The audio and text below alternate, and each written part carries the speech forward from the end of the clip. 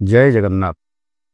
ଆଲୋକ ଓ ଆନନ୍ଦର ପର୍ବ ଦୀପାବଳି ଅବସରରେ ରାଜ୍ୟବାସୀ ଭାଇ ଭଉଣୀମାନଙ୍କୁ ମୋର ଶୁଭେଚ୍ଛା ଓ ଅଭିନନ୍ଦନ। ଜ୍ଞାନର ଆଲୋକ ମନୁଷ୍ୟକୁ ଅଜ୍ଞାନର ଅନ୍ଧକାର ଭିତରୁ ଉଦ୍ଧାର କରିଥାଏ।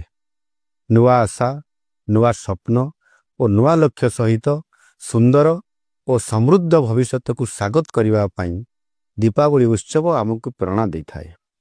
ଅସତ୍ୟ ଓ ଅନ୍ୟାୟର ଅନ୍ଧକାରକୁ ଭେଦି ସତ୍ୟ ଓ ନ୍ୟାୟର ଆଲୁଅ ଜୀବନରେ ପରିପ୍ରକାଶ କରିଥାଏ। ଏହା ଆଶା, ବିଶ୍ୱାସ ଓ ଦୃଢ଼ ପ୍ରତିବଦ୍ଧତାର ଆଲୋକିତ ଅନୁଭବର ଗଣପର୍ବ।